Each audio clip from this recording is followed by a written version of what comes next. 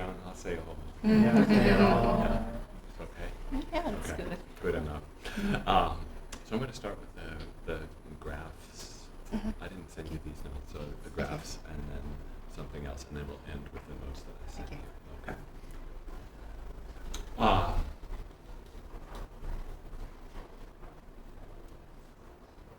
so I'm going to talk about the growth and development of children. Begin by talking about the growth and development of children from birth to adulthood, and then gradually focus in more on early childhood or kindergarten, elementary school, and high school, and then end by talking about our children, our students, and the future. 네, 오늘 이야기할 것은 아이들의 성장에 관한 이야기입니다. 저는 아주 좀 크게 넓게 아이가 태어날 때부터 어른이 될 때까지의 성장을 다뤄보고 싶은데요.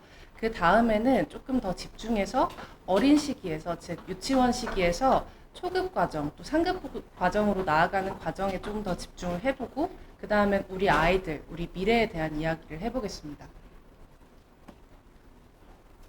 So you'll have to translate the terms on the board as well. Growth and time. 네, 가로축에 있는 건 시간이고요. 세로축은 성장입니다.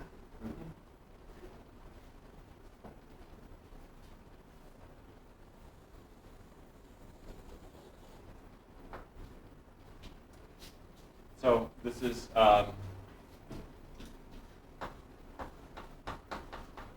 physical growth. 이 And it's, 곡선은 yeah, sorry. And it's very general. Go ahead. 이 곡선은 아이들의 신체적 성장을 나타내는 곡선입니다. 그리고 굉장히 일반적인 내용입니다. You're tiny when you're born. You grow quickly at first, more slowly, let's say, in your teenage years, and then at a certain point, you stop growing physically.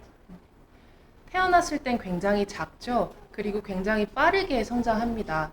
그리고 청소년기가 됐을 때쯤엔 이제 성장이 아주 더뎌지고 나중에는 신체적 성장을 더 이상 하지 않게 됩니다. Except maybe this way. 배가 늘어나는 것 이외에는요. And I have just learned that I have shrunk 2 centimeters because I'm now getting old. 제가 나이가 좀 들어서 2cm가 줄어들었다는 것도 알게 됐습니다. Yeah.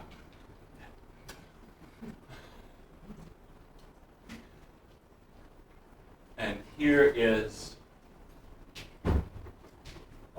spiritual growth. 제가 지금 그리는 곡선은 영적 성장에 대한 곡선입니다.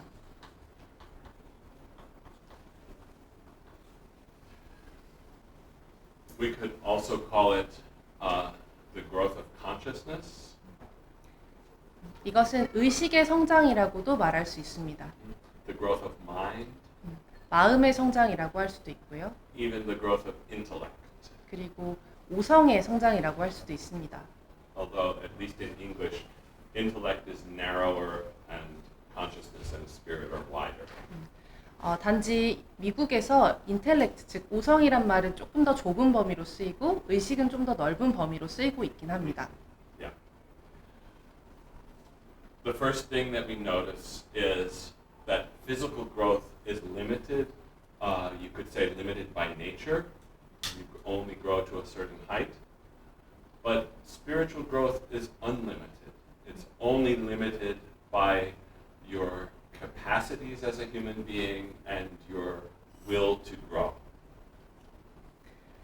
첫 번째로 이 곡선에 대해서 이야기 드릴 것은 우리는 신체적인 성장은 자연에 의해서 제한되어 있다는 점입니다. 우리는 일정 수준까지만 키가 자라죠. 그런데 두 번째, 이 영적 곡선은 제한이 없고 무제한적입니다.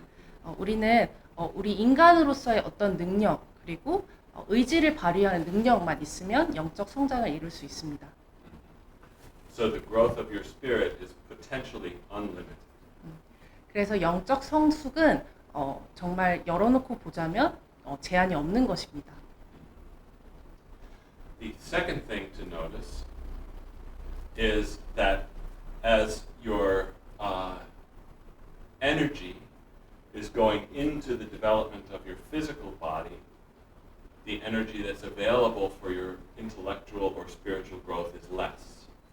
And as your physical body stops growing, your spirit can grow more rapidly. 두 번째로 곡선에서 우리가 좀 지켜봐야 할 점은 우리가 신체적 성장에 에너지를 많이 쏟을 때는 영적 성숙에 쓰일 에너지가 많지 않습니다. 그런데 우리가 신체적 성숙을 멈추는 순간 우리가 영적 성숙에 쓰일 에너지를 많이 얻게 됩니다. As I say, it's very general. It may not always be a smooth curve. 제가 좀 일반적으로 말씀드리긴 하지만 이 곡선이 항상 부드러운 곡선을 띠지는 않습니다. The other thing that this curve represents is the curve of organic growth in general, and you could say also healthy education. 이 영적 곡선에 대해서 다르게 이야기해보자면 일반적으로 유기적인 성장의 곡선이라고 할 수 있습니다. 그리고 건강한 교육을 받았다면 이 곡선의 형태를 띠게 됩니다. I think I said it wrong. I didn't mean organic growth. I meant, let's just point it because I can't remember. Let's say just healthy education, because the education is the education of the soul and spirit of the human being, not the education of the body. 유기적 성장이라는 말을 좀 정정하고 싶으시다고 합니다. 왜냐하면 교육은 혼과 영을 다루는 것이고 신체적인 것을 이야기하는 건 아니기 때문입니다. And now I'm going to draw the line of a not so good education. 그리고 이제 좋지 않은 교육을 받았을 때의 곡선을 한번 그려보겠습니다.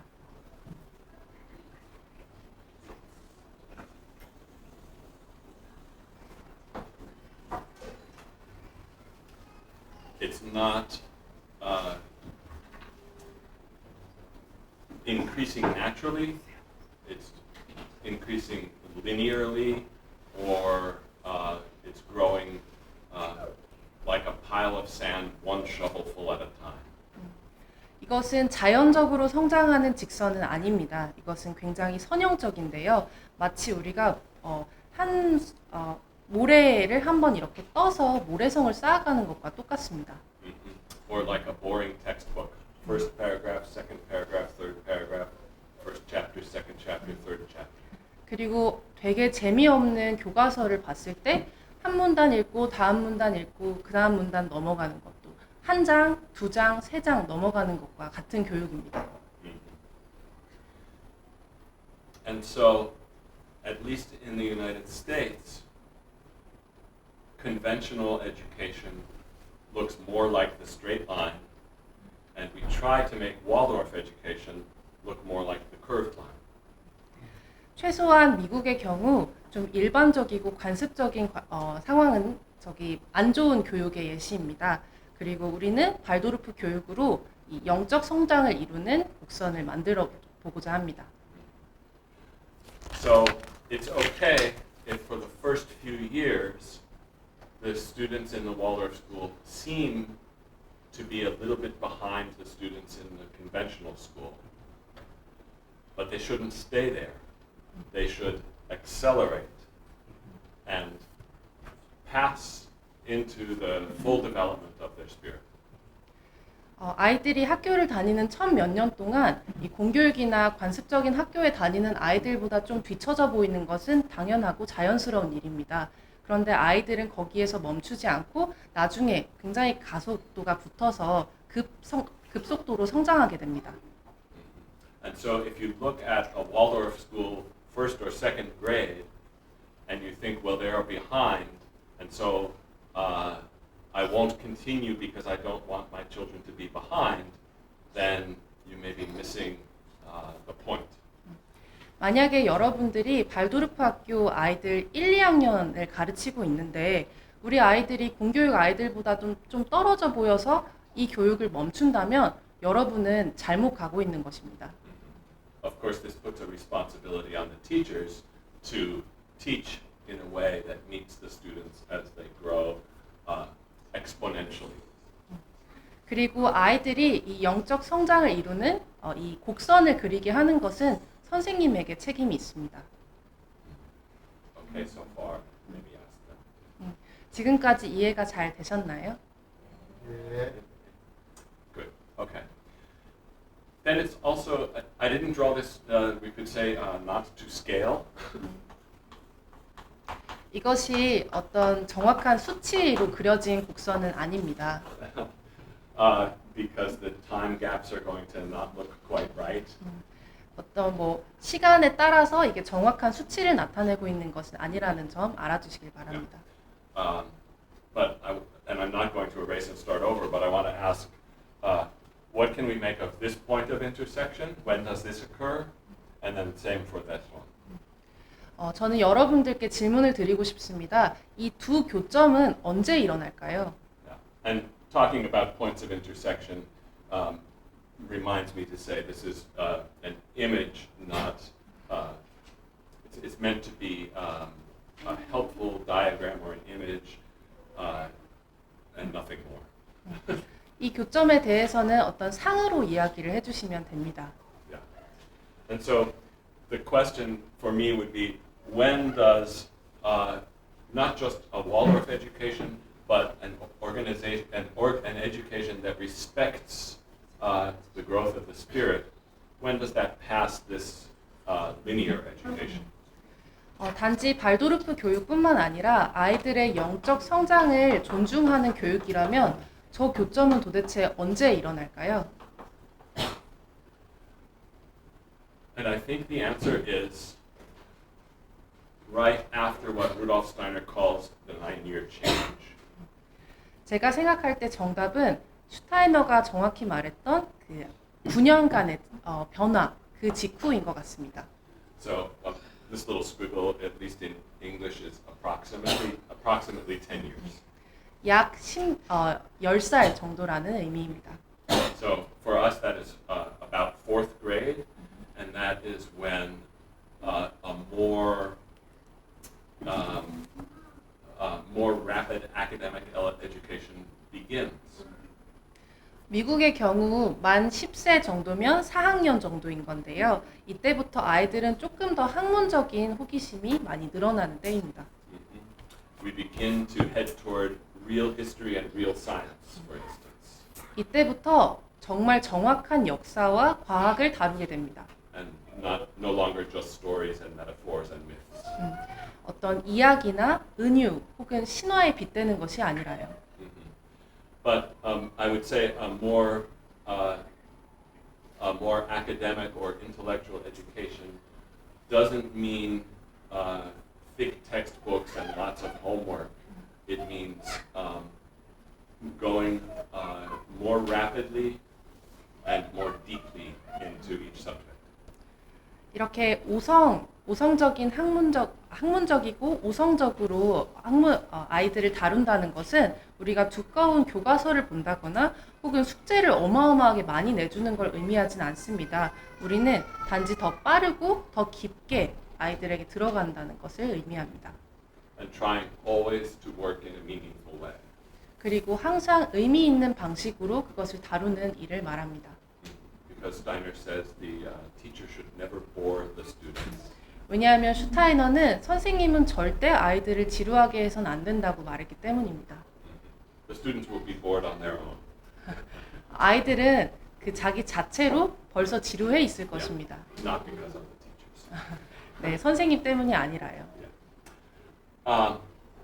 And then this second point, for me, teaching high school, I think it occurs in my school around 11th or 12th grade, around age 17.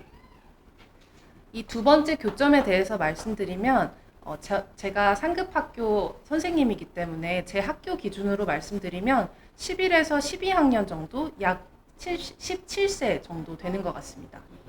And what we see, if we're not trying to fit every student into the same box, is that each student begins to pursue what will lead them through life. 우리가 아이들을 하나의 틀에 다 가두려는 것이 아니라면 아이들은 저 때쯤 되면 자신의 길을 각각 추구하게 됩니다. Mhm. And so, in one case, it might be science and becoming a medical doctor. In another case, it might be learning to work with steel and make knives. 어떤 아이의 경우는 과학에 푹 빠져서 의사가 되는 것을 자신의 길로 삼을 수 있고 또 어떤 친구는 철을 다루면서 칼을 만들어야겠다는 생각을 할 수도 있습니다.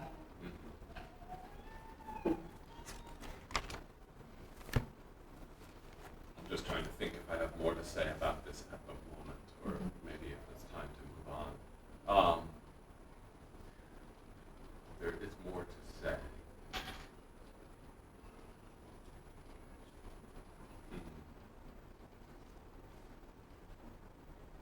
Yeah. So,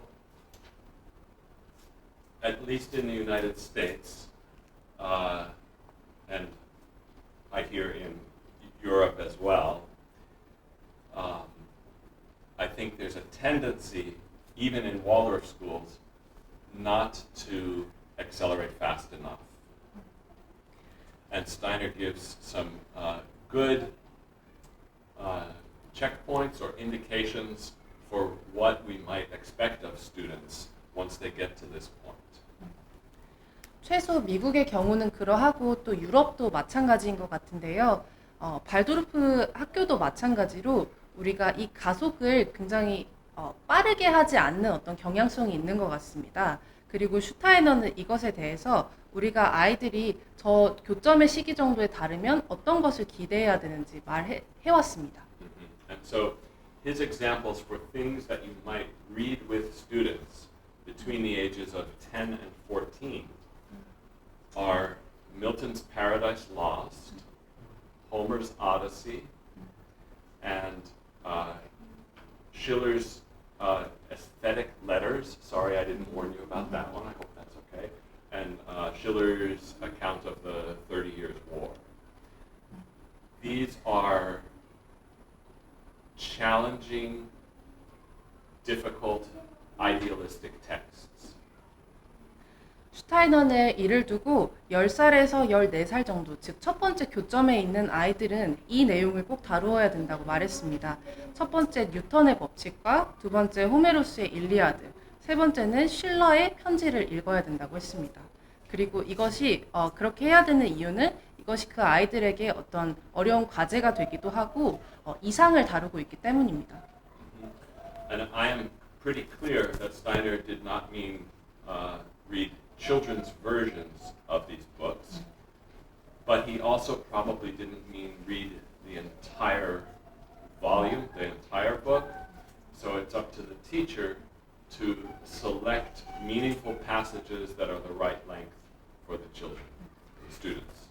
저는 이 점을 명확하게 생각하는데요. 슈타이너가 그렇게 말했을 때는 아이들이 그 책을 아이들 버전으로 나온 책으로 읽어야 된다고 말한 건 아니었을 것입니다. 그리고 또 그 책 전체를 다 읽으라고 말한 것도 아니겠지요. 그 선택은 선생님에게 달려 있습니다. 선생님은 그 아이가 아이의 수준에 맞게 그 의미를 잘 찾아낼 수 있는 방법을 선택하면 됩니다. In the United States, I would say we no longer read Schiller because he's really important for German culture and history. We read Homer's Odyssey in 10th grade, not in elementary school. And I have never ever heard of a Waldorf school or any other kind of school that teaches Milton's Paradise Lost. 미국의 경우를 말씀드리면 저희는 이제 더 이상 실러를 가르치지 않습니다. 왜냐하면 역사적으로 이 분은 독일에서 중요했기 때문입니다. 그리고 저희는 호메로스의 일리아드는 이 나이 시기가 아니고 10학년 때 가르치고 있습니다. 또 저는 발도르프 학교뿐만이 아니고 뉴턴의 법칙을 가르치는 학교는 들어보지 못했습니다. 밀턴, 실러, 로스트 패러다이스, Yeah. 난 뉴턴. 아, 작가분이 존 밀턴. 존 밀턴의 네, 로스트 Yes. 패러다이스라는 그 작품을 가르치는 학교는 보지 못했습니다. What have you been saying? Sorry, Newton. I thought it was Newton. Oh, okay. Milton, sorry. Yeah. Yeah, that's my. Okay. Newton, Milton. To be clear, Steiner is not saying to read these specific things, but he's giving examples, as I say, of challenging idealistic texts. And so in the United States, for instance, we read W.B. Du Bois or Ralph Waldo Emerson, who are important for us. And in Korea, you would decide what are the challenging, meaningful, idealistic texts that you could read at this time. 슈타이너는 이 작품들을 구체적으로 어떻게 하라고 딱 명확하게 제시한 것은 아닙니다. 그저 단지 이 나이 시기에는 좀 어려운 과제가 될 법하고 이상적인 텍스트를 다루라고 한 것인데요. 저희 미국의 경우를 예로 들면 저희는 W.E.B. 두보이스라는 그분의 작품 또는 에머슨의 작품을 사용하고 있습니다. 한국의 경우는 여러분들이 무엇이 이 아이들에게 의미 있고 또 조금 어려운 과제가 되면서 이상주의적인 것을 다룰 수 있는지 찾아보셔야 될 것입니다. But just to point out, it doesn't have to be in the native language because only Schiller wrote in German, Homer obviously in Greek, and Milton in English. 이것은 꼭 우리나라 말로만 쓰여야 되는 것은 아닙니다. 왜냐하면 호메로스의 일리아드는 그리스어로 쓰였고 또 아까 밀턴은 영어로 쓰였고 또 실러는 독일어로 썼기 때문입니다. So, since we are in a kindergarten, not a high school, I want to now work backward from what we've just been discussing. 네, 우리는 지금 어린이집이기 때문에 우리가 상급 학교에서 다루는 것을 이제 그만두고 다시 이 시간을 거슬러서 올라가 보겠습니다. If you're going to read Schiller in 5th or 6th or 7th grade, you have a lot of work to do before you get there. 여러분이 실러의 작품을 5, 6, 7 학년 정도에 다루고 있다면 여러분은 그것을 위해서 할 것이 아주 많을 것입니다. And so I would say I just encourage elementary school teachers in Waldorf schools to carefully follow Steiner's advice, which I think is a little more rigorous in a meaningful way than is often the case in at least American Waldorf schools. 저는 초급학교 선생님들에게 그래서 격려를 좀 드리고 싶은 게 슈타이너의 조언을 조금 조심스럽게 잘 따라가라는 말씀을 드리고 싶습니다. 그리고 그것을 좀 의미 있게 가져가라는 말씀을 드리고 싶습니다. And so that begins with introducing the alphabet in the first half of first grade, rather than spreading it out over a whole year, for instance. That's just a suggestion. 또 그래서 구체적인 제안을 하나 드리면 어떤 알파벳을 다룬다고 하면 1년 전체 동안 알파벳을 다루는 것이 아니고 1년의 절반 정도 다루는 것을 제안 드립니다. And since the Korean alphabet is so rational, you could do it even faster. 그런데 우리나라 한글은 조금 더 체계가 잘 잡혀 있기 때문에 훨씬 더 빠르게 할 수 있을 것입니다. I think thanks to King Joseon. 네, 세종 대왕님께 감사를 드리는 바입니다.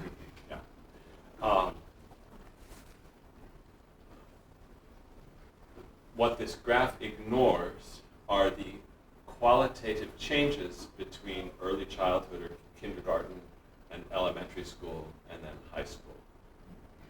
이 곡선이 무시하고 있는 것은 무엇일까요? 어린이집 아이부터 초급, 상급으로 가면서 그들의 질적인 요소에 대해서는 어떤 것을 무시하고 있을까요? So I'm going to erase it and do something else. 그래서 저는 이거 지우고 다른 것을 한번 해보겠습니다. Yeah.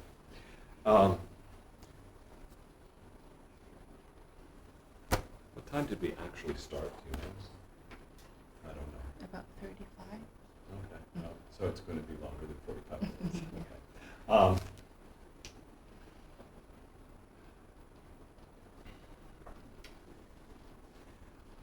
Okay. I think maybe I'm going to just speak this part, and if it's helpful, I'll jump up and change the board. You can tell them I feel funny sitting down to lecture. 미국은 보통 서서 강의를 하는데 앉아서 하니 좀 웃긴 기분이 드신다고 합니다. It's not common in the United States.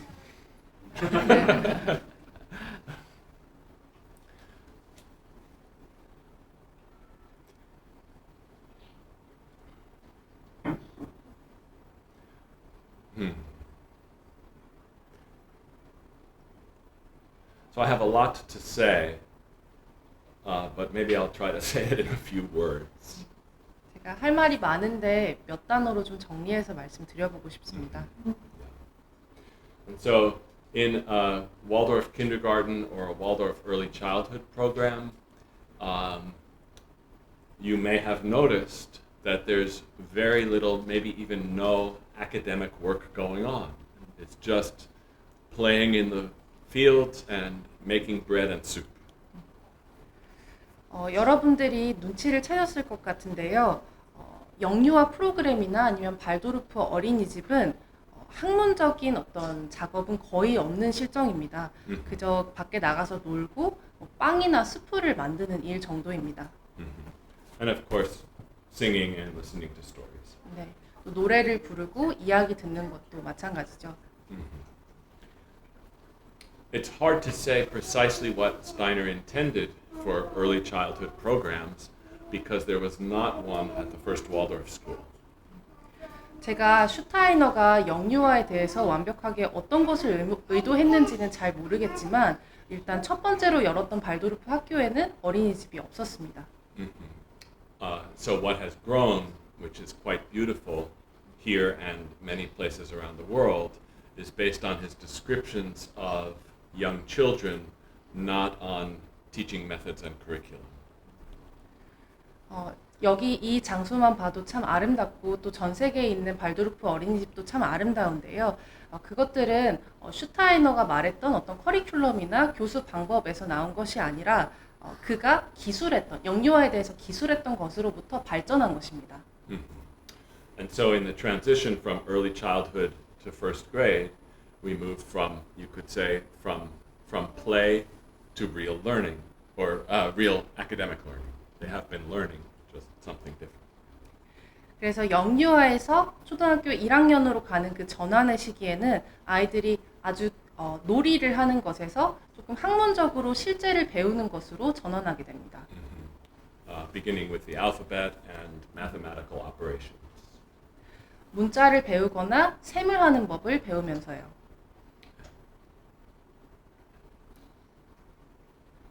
I have notes on high school, but I'm gonna make it very short. So, if we think of the early childhood and the relationship between the students and the teacher, as the children are growing in their physical bodies and growing into the world with their parents and their siblings and the world around them, we could say that it's maybe of utmost importance that as much as possible they find the world good, a good place to be. 영유아에 있어서 그리고 영유아와 더 나아가서 아이들과 선생님의 관계에 있어서 아이들은 점점 신체가 자라고 또 세상과 관계를 맺고 부모님과 함께 세상과 관계를 맺게 됩니다. 그런데 여기서 가장 중요하다고 말씀드리고 싶은 것은 가능한 한 이 아이들이 세상은 좋은 곳이라는 생각이 자리 잡아야 합니다. They will learn soon enough that life is hard and not always good. 왜냐하면 그들은 곧 세상이 그렇게 녹록지 않은 곳이라는 걸 알게 될 것이기 때문입니다. And a psychologist in the United States said that sometimes the attitude toward education that life is hard, so education should be hard. He says, well, then the best school would be prison camp. 미국의 심리학자는 종종 이렇게 말합니다. 삶이 힘들기 때문에 교육도 힘들어져야 된다. 그렇게 교육에 대한 태도를 가져가곤 하는데요. 그 논리라면 학교는 감옥과 같아질 것입니다. And I trust we know that that is not the case. 그리고 우리는 그렇게 하면 안 된다는 것을 모두 알고 있지요. once the students have grown a little bit and have found the world as good as possible, and they move to elementary school, then Steiner says, we don't give up on goodness, but we add beauty, a focus on beauty. And so in elementary school, while they're learning the alphabet and mathematical operations, things that could be dry and boring and abstract and maybe even bordering on meaningless, that we do it in such a way that they can learn in beauty and with beauty. 아이들이 조금씩 자라가면서 아이들은 영유아 시기에 세상이 가능한 가장 좋은 곳이라고 생각하게 되죠. 그러다가 초급 학교에 진학을 하게 되면 우리는 이 세상이 선한 곳이라는 그 생각을 버리게 해서는 안 됩니다. 오히려 저희는 거기에다가 세상은 아름다운 곳이라는 생각을 아이들에게 더해줘야 되고요. 또 그 아름다움에 점점 더 집중해 가야 합니다. 아이들은 문자와 셈을 배우게 되는데 이것들은 종종 아이들이 굉장히 메말라 있고 지루하고 모호하고 때로는 무의미하다고 느낄 수 있습니다. 그런데 우리는 그럴 때일수록 아이들이 이것들을 아름다움 속에서 배울 수 있도록 해주어야 합니다. And, just very briefly to look beyond elementary school. Oh, before I get there, scratch that. There's one tiny problem that I think not enough Waldorf schools have noticed, which is that Rudolf Steiner talks about children developing in roughly 7-year cycles, and yet, at least in the United States, we have 8 grades of elementary school. 여기 작은 문제가 있는데요. 아마 발도르프 학교 대부분이 눈치는 잘 못 챈 것 같습니다. 슈타이너는 아이들의 성장이 대략적으로 7주기를 따른다고 말했는데 우리 미국에서는 아이들이 초급 학교를 8년간 다니게 됩니다. This is because of German and Swiss school law in 1920. At least in the United States, we copied the German school system into our country, so we also have 8 elementary grades.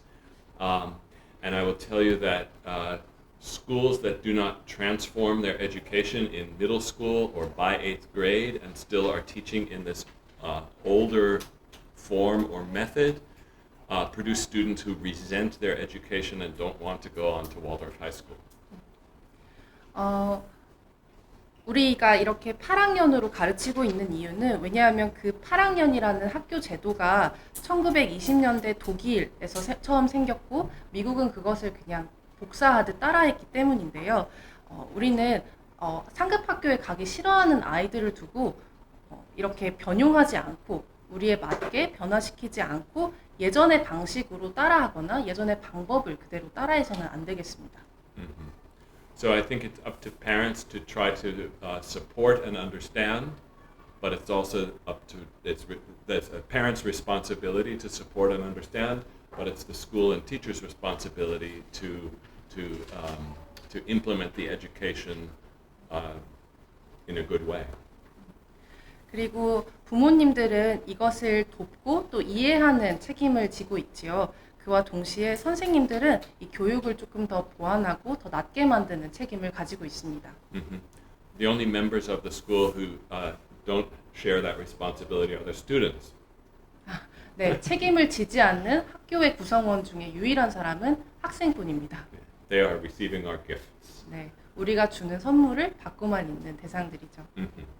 So as we move through all of these years of education prior to university, I didn't say. So this happens all the time because of stopping for translation. So appreciate the world as good in early childhood, experience the world as beautiful in elementary school, and then seek for truth in end of middle school into high school. 우리가 어린 아이일 때는 세상이 선한 것이라는 걸 심어줘야 하고 또 초급에 갔을 때는 세상이 아름다운 것이라는 걸 심어주죠. 그리고 중학교가 끝날 때쯤 그리고 상급 학교에 갈 때쯤은 우리는 진리를 향해 진리를 추구하고 찾아가야 합니다. But we don't give up on goodness and beauty. We build beauty on top of goodness, truth and beauty on top of goodness at each stage. It's a cumulative effect. 그리고 우리는 앞선 그 선함과 아름다움을 저버리는 것이 아닙니다. 선함과 아름다움 그리고 진리를 켜켜이 계속 쌓아나가는 것입니다. And as parents, I think it's important to understand the ways in which the relationship of the teacher to the students changes during each of these stages. And then, well, I'm going to talk about that first. So the way that the relationship of the teacher to the students changes at each of these stages. So at first, the teacher should be someone who is so good that they are worthy of being imitated, because young children imitate everything from the noise of a bus to their teacher. 그리고 아이들이 한 주기를 지날 때마다 선생님과 아이들의 관계는 계속 변한다는 점을 부모님들께 말씀드리고 싶습니다. 첫 번째로 선생님은 아이들이 모방할 가치가 있는 굉장히 선한 사람이 되어야 합니다. 왜냐하면 아이들은 모든 것을 모방하는데 밖에 있는 버스 소리까지 모방하기 때문입니다. And then in elementary school, the teacher should be someone to whom the students can be wholeheartedly devoted, or about whom they can be enthusiastic followers, kind of like the mother duck with the little ducks. Well, that's more imitation, isn't it? So, like the master artist with the apprentices. That's a better analogy. 두 번째로 아이들이 초급에 진학하면 초급 선생님은 이런 상이어야 합니다. 온 마음을 다해서 헌신을 다하고 또 열정을 보이는 그런 선생님이어야 합니다. 마치 굉장한 예술가와 그걸 공부하는 수련생 같은 관계여야 합니다.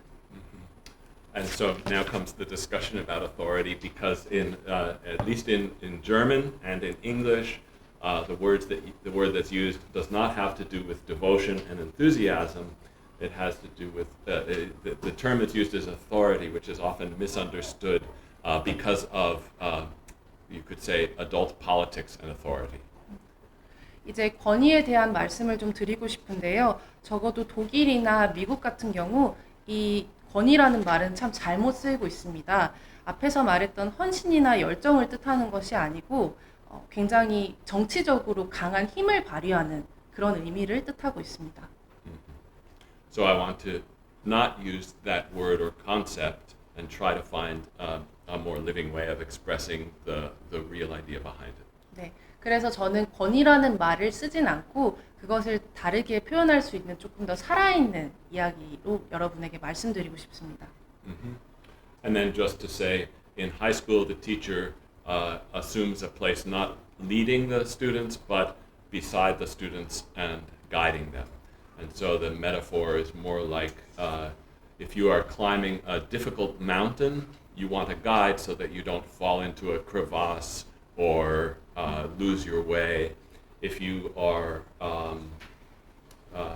when else do you? Oh, if you are really interested in a particular sport, you may be the great athlete, but you need a coach who can instruct you in the proper way to do it. 상급 학교의 경우 선생님은 아이들의 리더가 아닙니다. 그저 옆에 서서 가이드, 즉 조언을 해주는 사람인데요. 이것을 은유적으로 표현해 보자면 예를 들어 굉장히 험난한 산을 올라가고 있다고 해봅시다. 그러면 우리는 그 아이들이 산에 잘 오를 수 있도록 가이드를 해주는 역할을 합니다. 아이들이 떨어지거나 산 밑으로 추락하거나 혹은 길을 잃지 않도록 도와주는 조언자 역할이고요. 또는 스포츠의 비유를 해보면 아이들은 실제 이제 선수로 뛰는 선수, 운동 선수라고 할 수 있고 우리는 그 옆에 서서 도와주는 코치의 역할을 하는 것입니다. And so I think it's a good metaphor to say that the early childhood and kindergarten are like the roots of a plant or the seed of a plant, and then the elementary grades are like the stem and the leaves of the plant, but the plant only comes to flower in the high school. And so if Korea can develop a true Waldorf High School to support from above the elementary school and the early childhood program. I think that Waldorf education can flourish here in a way that it won't if the schools just stop at 8th grade. 그래서 저는 아주 좋은 비유를 들자면 영유아 시기는 그 식물의 뿌리 혹은 씨앗에 비유할 수 있을 것 같습니다. 그리고 초급 학교는 그 식물의 줄기 혹은 잎에 비유할 수 있고요. 또 고등학교는 그것이 이제 꽃으로 피어났을 때를 이야기합니다. 그래서 여러분이 만약 이 단계를 잘 거쳐서 한국에서 좋은 정말 진정한 발도르프 상급 학교를 열 수 있다면 참 좋을 것 같습니다. Because we know that one of the major goals, most important goals of Steiner's education is growing toward inner freedom. And we also know that no 8th graders in Waldorf schools or anywhere else are ready for outer freedom or inner freedom. Just a little bit. 슈타이너의 발도르프 교육에서 우리가 가장 중요한 어떤 목적, 과제라고 할 수 있다면 그것은 아이들이 내적 자유를 위한 성장을 가져가는 것입니다. 우리는 발도르프 학교이건 아니건 8학년 아이들이 외적 자유와 내적 자유를 모두 가지지 못했다는 것을 알 것입니다. 단지 조금만 가지고 있겠죠. But of course, any human being, a parent, for example, of a student where there is no Waldorf High School, can help that young person grow toward this ideal. 그리고 이것은 인간이라면 누구나 할 수 있는 일입니다. 주변에 발도르프 학교가 없지만 그 부모는 아이를 이러한 방식, 이러한 경향으로 키울 수 있습니다. Although I think it's good that there is a profession of teacher, there is also the relationship of older human beings to younger ones, and we all have can have a helpful educational effect on our children and students. 당연히 전문적인 교사가 있다면 더 좋겠죠. 그런데 이렇게 좀 나이가 많은 사람과 이 아이들 간의 관계는 어디서나 일어날 수 있다고 생각합니다. So, since my goal is not to turn you into Waldorf teachers in one evening, I'm going to say one more thing on this topic and then move on. 제 목표가 여러분들을 단 하루 만에 발도르프 선생님으로 만드는 건 아니기 때문에 이제 다음 주제로 넘어가도록 하겠습니다. Steiner spoke about many principles of what we have come to call Waldorf education. He was just talking about how children grow and learn, how adults, teachers, and parents can teach them, how to make the world a better place. He didn't call it Waldorf education. 슈타이너는 아주 여러 가지 원칙을 이야기했습니다. 그리고 이것은 발도르프 교육이라고 지금 불리는데요. 그 내용에서 슈타이너는 아이들이 어떻게 성장하는지, 또 어떻게 배우는지, 부모와 교사는 어떻게 아이들을 가르치는지, 그리고 더 좋은 세상을 만들 수 있는지 이야기했습니다. 그렇지만 슈타이너는 이를 두고 발도르프 교육이라는 특정 단어를 사용한 것은 아닙니다. So he spoke about many different principles, a finite number, but still a lot. And I'm going to focus on one of them that I talked about in the academy this past week. 슈타이너는 굉장히 다양한 원칙을 이야기했습니다. 물론 무한대로 이야기한 것은 아닌데요. 그 중에 제가 하나를 꼽아서 아카데미 때 다뤘던 원칙을 여러분들께도 들려드리고 싶습니다. And that is a responsibility that every single parent on earth agrees with, which is the idea that we should protect children from the things that would harm them. 이것은 모든 부모라면 누구나 동의하실 것 같은데요. 우리는 아이들을 해치게 하는 것으로부터 아이들을 보호할 책임이 있다는 것입니다. Waldorf school, not Waldorf school, no school at all, we still protect children. 그것이 발도르프 학교이건 혹은 아니건 학교가 없건 우리는 항상 아이를 보호해야 합니다. We may argue about how to do this or when a student is ready for something, a child is ready for something new, but I think we all agree about protecting children from harm. 우리는 어떻게 그들을 보호하는지 또 언제 보호해야 하는지에 대해서는 논의해 볼 수 있습니다. 그렇지만 아이들을 위험한 것으로부터 보호해야 한다는 그 사실은 누구나 동의할 것이라 생각합니다. And the challenge that I see is that the world of the United States, maybe the world of Korea too, is strange. And it's strange in this way. I'm going to keep going because you've already dealt with this once, and so you know where I'm going. That the part of the harm that we protect children from is the pressure of the world to make children grow up too quickly, too fast, to become sophisticated at too young an age, to become sexualized at too young an age, to become consumer capitalists at too young an age. And so part of our protection is not just keeping them from playing in the street, it's also protecting them from a larger influence that asks them to grow up too quickly. 이것이 미국의 경우는 그런데요. 한국도 그런지는 모르겠습니다. 그런데 이 보호를 위한 과제로 나온 것은 조금 저에게는 좀 이상하게 느껴집니다. 왜냐하면 아이들을 보호해야 되는 그 일부가 아이들이 너무 빠르게 자라는 어떤 압력으로부터 아이들을 보호해야 하기 때문입니다.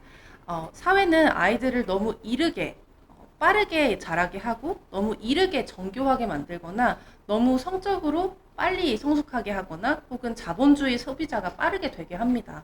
그리고 이것은 단순히 아이들이 위험한 거리에서 놀게 하는 것보다 더 큰 영향력을 내포하고 있는 말입니다. But in Steiner's time 100 years ago, there was capitalism, but there wasn't yet real consumer capitalism or even surveillance capitalism. Those okay? Yeah, I think so. 슈타이너는 100년 전에 살았었는데요. 그때도 자본주의가 있었지만 지금처럼 진정한 자본주의나 혹은 I'm not sure. The surveillance capitalism? It's the capitalism like harvesting your data on Facebook and then using it to sell you things. So they watch, surveillance is watching. 네. 감시 자본주의 같은 형태를 띈 것은 아닙니다. And so Steiner talked about inner freedom and he talked about protection, but I think we have to add one more twist. 슈타이너는 내적 자유를 이야기했습니다. 그리고 보호하는 것도 이야기했는데요. 우리는 여기에 한 가지를 더 추가해야 될 것 같습니다. Because the world that asks us to grow up too quickly, at least in the United States, when we turn 12, 13, 14 years old, it's like a judo master. And it flips and says, instead of grow up too quickly, it says, stop, don't grow up anymore.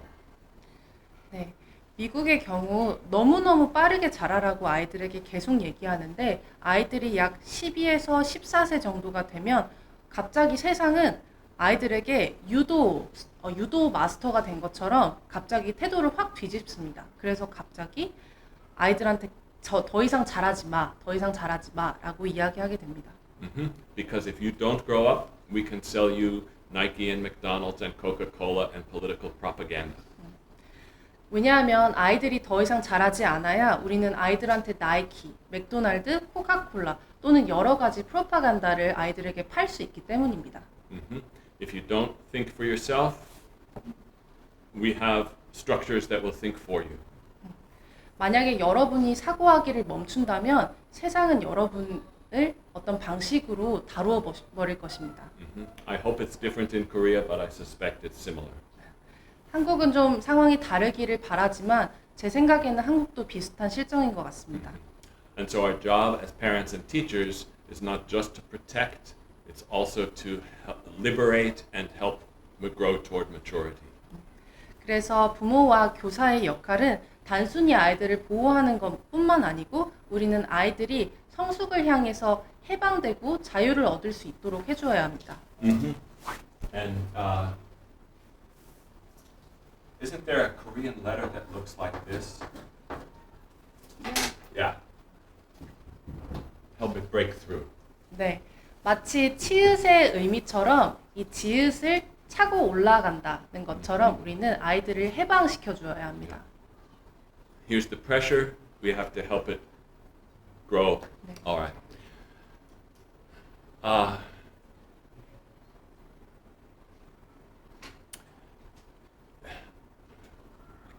I have to add one one further thing, and that is,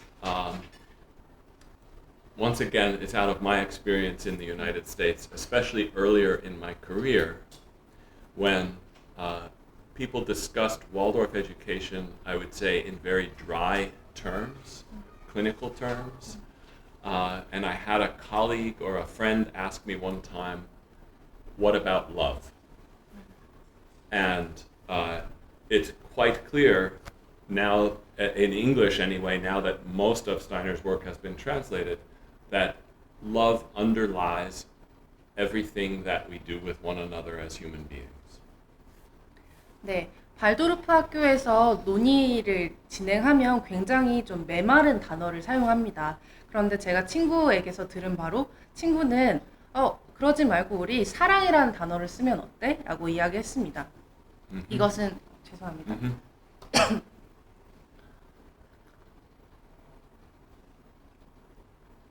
이것은 영어에서는 조금 명확한데 슈타이너의 말을 번역하면 이 사랑이라는 단어는 슈타이너가 인간 존재에 대해서 말했던 굉장히 많은 것들을 내포하고 그것을 상의하는 개념입니다. And so, from a slightly different point of view than I have been talking about, you could say our role as parents and as teachers is to help children grow from unconscious love to conscious love.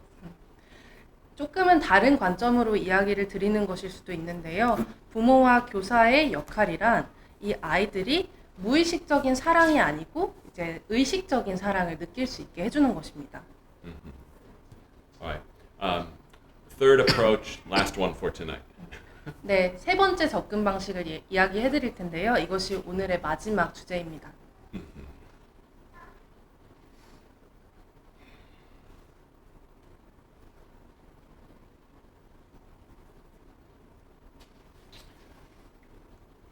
You may know that Rudolf Steiner used an image from the West or the West and what we call the Near East. These terms, West and East, are problematic, and maybe I'll say a word about that in a moment. But he may use this concept from a different part of the world called an angel.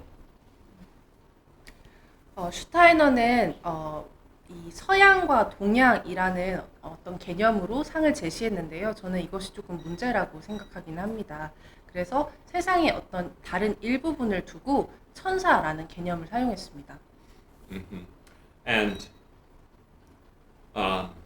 in art in the West, the angel is a very specific picture, you know, with a long gown and wings. 서양 미술에서는 이 천사는 굉장히 좀 구체적인 상을 띠고 있습니다. 아주 긴 가운과 날개가 달린 모습으로요. But I want to move away from that old image and try to get closer to what to the meaning that Steiner, I think, was trying to convey. 저는 이렇게 오래된 어떤 이미지에서 조금 벗어나서 슈타이너가 천사라는 단어를 쓰면서 전달하고자 했던 의미에 대해서 조금 더 가까워지고 싶습니다. And so, for Steiner, the angel was the existence or the being or the set of powers that gives us strength as individuals. It gives me my strength, it gives he her strength. 슈타이너가 천사를 이렇게 말했습니다. 이것은 어떤 일종의 존재이자 어떤 힘이라고요. 그런데 그것은 각자 개인이 모두 다 개별성을 지닐 수 있도록 하는 힘입니다. So if we think of the thing that gives us the strength to get through life, that's what Steiner meant by an angel. And of course, it doesn't mean, you know, muscles and good food. It means I don't know what the best word is, fortitude or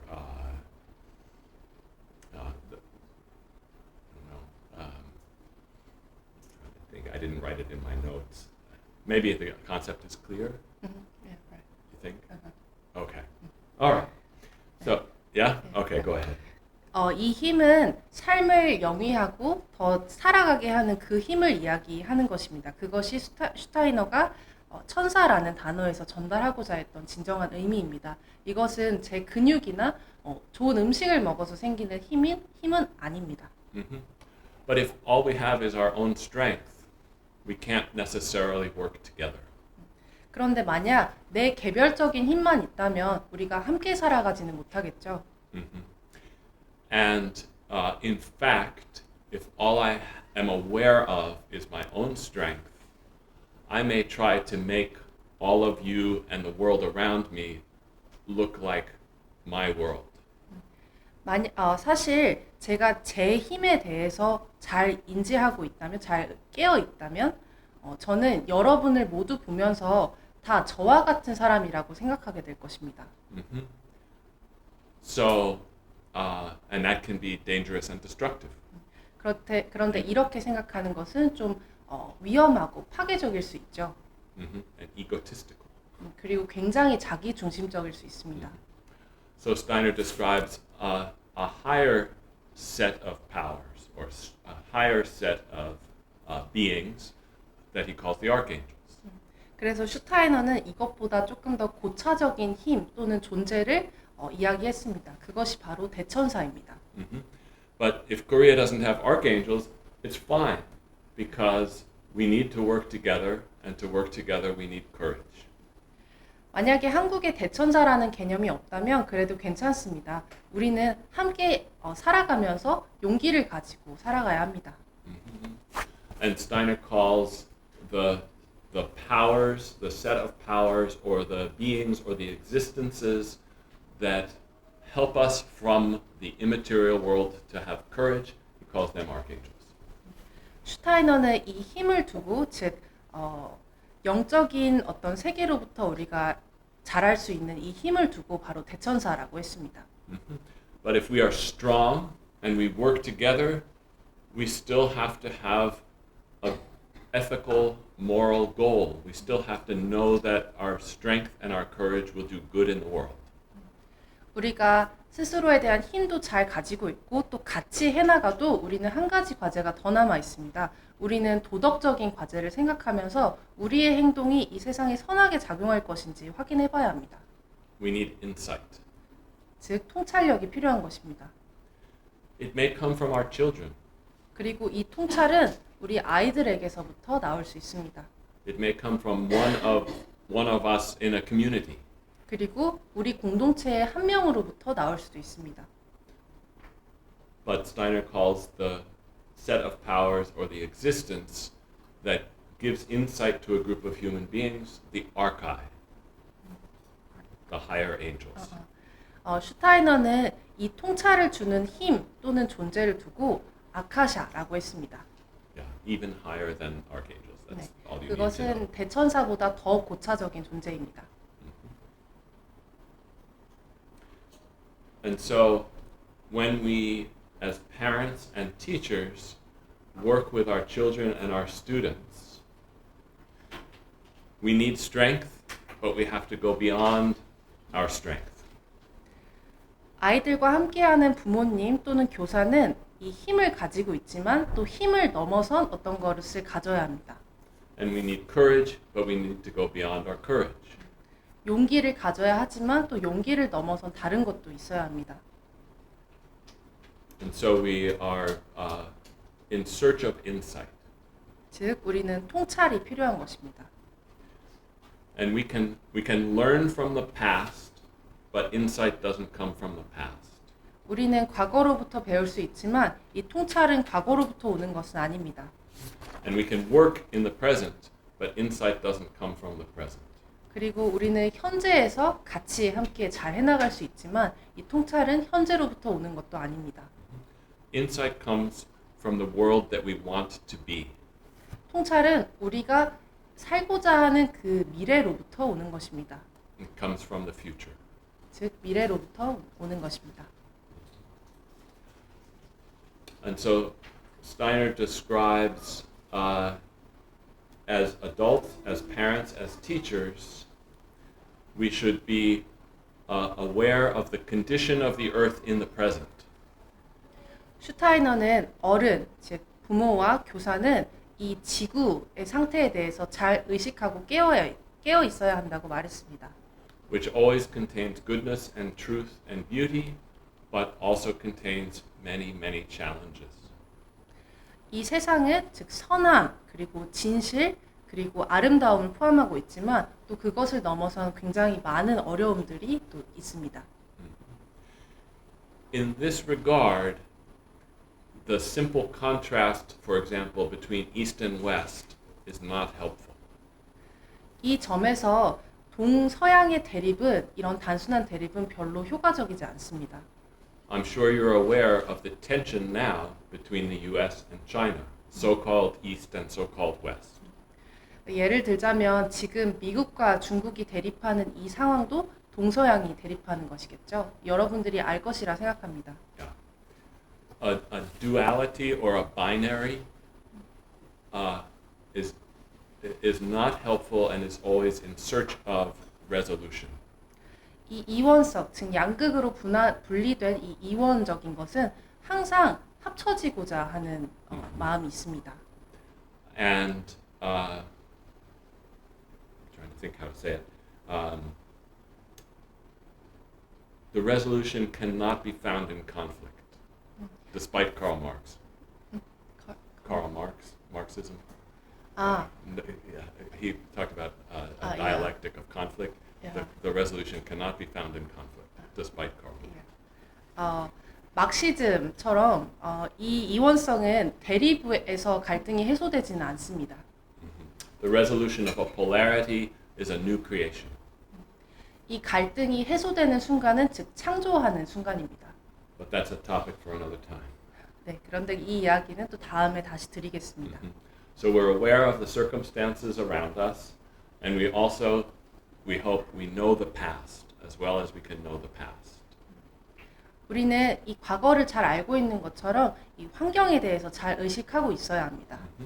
And so if we know the world around us in the present and we know the past, the last element, the most important element for us to work together is insight, which comes from the future. 우리가 이 현재의 세상 그리고 과거에 대한 세상을 잘 알고 있다면 이제 가장 중요하게 남는 과제는 이 통찰을 가져다주는 미래를 아는 것입니다. So I have a hobby. Is that good with the word hobby? Okay. I have a hobby, which is finding quotations from Rudolf Steiner that don't sound like Rudolf Steiner. 저는 취미가 하나 있는데요. 슈타이너의 말이 슈타이너 말 같지 않은 말을 찾는 것을 굉장히 좋아합니다. And I want to end with one of my favorite ones, which regards this circumstance of the future, the present, the past, and the world around us. 그리고 미래, 현재, 과거, 그리고 우리가 살고 있는 이 세상에 대해서 아주 잘 들어맞는 슈타이너의 슈타이너 같지 않은 말을 한번 드리려고 합니다. He asks, who are our students? 그는 이렇게 묻습니다. 누가 우리의 학생들인가요? They are the undefined rebels of the future. 그들은 이 미래를 위한 정의되지 않은 반역자들과 같습니다. Our job is to produce, to educate, to be parents to you could say, the rebels with a cause. 우리의 과제는 이 아이들이 어떤 이유와 함께 자라기를 바라고 또 부모를 교육하는 것입니다. The thoughtful, educated, meaningful rebels. 그리고 아주 사고하고 아주 의미 있는 반역자를 만드는 것입니다. And if we want our children to be the undefined rebels of the future, then we should try to be undefined rebels in our own time. And we can look back to Rudolf Steiner as an undefined rebel in his own time. 만약 우리가 미래를 위한 이 정의되지 않은 아직 모르는 반역자가 되고자 한다면 우리는 우리 자신부터 그래야 할 것입니다. 그리고 우리는 슈타이너를 보고 슈타이너가 100년 전에 미래를 향한 그 정의되지 않은 반역자 중 하나였구나라고 생각할 수도 있습니다. And so he says, the undefined rebel of the future can save us. 그리고 미래를 향한 정의되지 않은 반역자만이 우리를 구할 수 있다라고 슈타이너가 말했습니다. 감사합니다. 저 그래프 세 가지가 말씀해 주신 걸 이해해 줬는데 저 끝에 있는 그래프의 그 화살표 끝점이 각각 그 추구하는 궁극적인 목적이 있을 것 같아요. 그 목적이 서로 다 일치하는지 아닌지 그거에 대해서 어떻게 생각하는지 궁금해요. So he understood the three graphs in the board, and he is wondering if the final goal of the graph, each lines and curves, fit together. Are their goals, final goals, the same? He wants your opinion about it. Ha ha ha. That doesn't need translation, right? Are the final goals the same? I don't think I would like to hear if there's a different view, but I don't think the final goals are the same because the physical will die, and at least Steiner claims the spirit is eternal. I hope it's eternal. And I'm not sure what the goal of linear growth is. I worry that the linear growth, the goal is like, pardon me for a bad analogy, but like cancer. Growth for the sake of growth, right? Like the Emperor Napoleon or something, just conquer the world. So, but then maybe there's a circumstance where they are the same, and I'm not seeing it. 일단 선생님 다른 의견이 있는지 좀 궁금하다고도 말씀을 하셨고요. 또 선생님은 이 세 가지의 그 궁극적인 목적은 다 다른 것 같다고 말씀하셨습니다. 먼저 신체적인 그래프는 결국 인간은 죽음을 맞이하면 그것은 끝이 되겠고요. 또 슈타이너가 말하기로는 영의 곡선은 영은 영원하다고 말했습니다. 그리고 선생님도 그러기를 바라고 있고요. 사실 선생님은 이 직선, 선형적인 이 성장에 대해서는 잘 모르시겠다고 합니다. 도대체 이것이 궁극적인 목표가 무엇일까 잘 모르겠지만 이것은 꼭 암세포가 성장을 끝없이 하는 것처럼 그저 아무 목표 없이 성장하는 건 아닐까? 계속 성장해서 그냥 세상을 지배하려고 하는 것은 아닐까? 이렇게 생각하신다고 합니다. 그럼 직선 그래프가 긍정적인 의미는 아닌 건가요? 배로픈 대표의 긍정이군요. She asked if the linear graph is not positive meaning in long medication. Well, I think in real life, all of these graphs have use and meaning. But just knowing, forget about Rudolf Steiner. Based on my experience as a teacher and as a dad, a father, I don't want just linear growth for my children. 모든 선형적인 직선은 그 자체로 뭐 쓰임이 있을 수도 있고 또 의미가 있을 수도 있습니다. 그런데 슈타이너를 떠나서 제가 선생님으로서 또 아버지로서 경험을 되돌아본다면 저는 아이들이 이 선형적으로 자라기를 절대 원하진 않습니다. 그러면 저 세 가지의 그래프의 궁극적 목적이 서로 같지가 않다고 말씀하신 것 같은데 그럼 같지 않은 목적을 굳이 비교할 이유가 있는지. So the final goals of three curves and lines, they are different, but is there any purpose of comparing those together? Comparing the goals. Comparing three graphs together. Is there any purpose Oh. or meaning of that? Well, because without the three, then you don't have the 2 points of intersection. That's the only reason, really. There's no other need. Yeah. 네, 그 이유는 저 두 교점이 생기려면 같이 있어야만 하기 때문입니다. 하나가 있으면 교점이 없기 때문에 그 필요 때문에 함께 비교한 것입니다.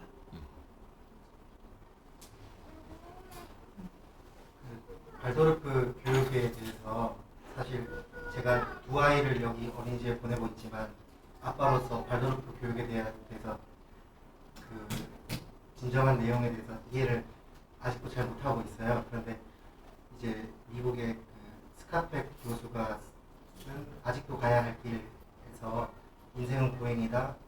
신체는 20살 때 성장 멈추지만 정신세계는 끝없는 이상을 향해 계속 성장한다. 그걸 이제 교수님께서 그려주신 그래프를 보고 다시 생각나게 되는데 그 책에서 얘기하는 것도 결국에는 끝없는 눈 감는 순간까지 끝없는 성장을 향해서 인간은 자신을 계속 부수고 나아가고 하면서 전진하는 건데 그 발도르프 교육에서 그래프에서 그려진 저 영적 성장이 그 스카펙 교수가 쓴 책의 내용에 그런 영적 성장과 어떤 유사점이 있는지 차이가 있는지 그리고 아무래도 학부모들은 그 교육적인 그런 학습에 대해서도 관심이 없을 수가 없는데 그런 영적인 성장이 그런 학습에 대해서 어떠한 시너지 효과를 줘서 저렇게 위로 급성장하는지 그 궁금해요.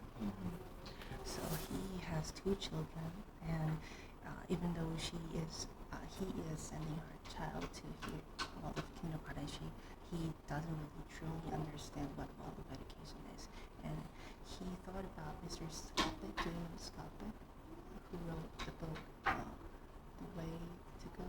I'm not sure about the book's name. Yeah, it doesn't. Can you write the? 그 혹시 제가 Yeah. I'll look for it. Okay.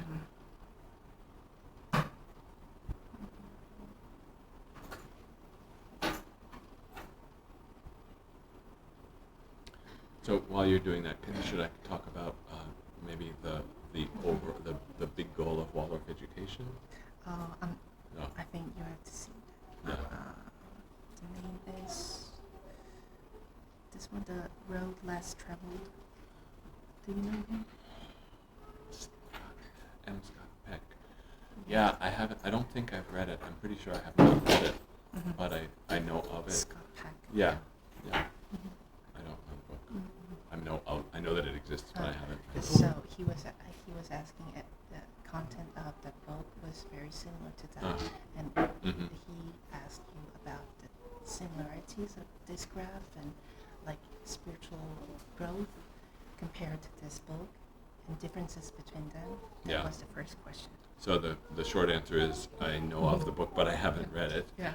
선생님께서 그 스캇팩의 책을 읽어본 적이 없으셔서 로드레스 트래블. Yeah. Yeah. 잘 모르시겠다고 하고요. 두 번째 질문은 이제 학습적인 조금 더 아카데믹한 학습이 언제 제가 두 번째 질문인데 영적인 성장 발도르프가 이제 영적인 성장을 이제 촉진을 하는 그런 거잖아요. 인지학적으로. 그런데 그게 아이들의 그 학습에 대해서 어떤 영향을 미치길래 그냥 보통 일반적인 학생들이 공부하는 주입식 교육이나 그냥 일반적인 강의, 학교 그런 것과 어떤 차이를 만들어내는지. So in Waldorf education, if you strive towards spiritual growth, there's an exhalation in some time, like the point. At the point. An isolation. No, exhalate.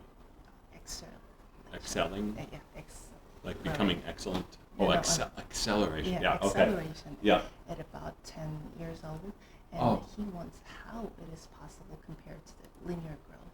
Yeah. Good. So really, it's I would say it's acceleration from the beginning, but the way exponential growth works is it appears slow at first and then it increases, kind of like a pandemic. And how is it possible? The answer is with a lot of hard work to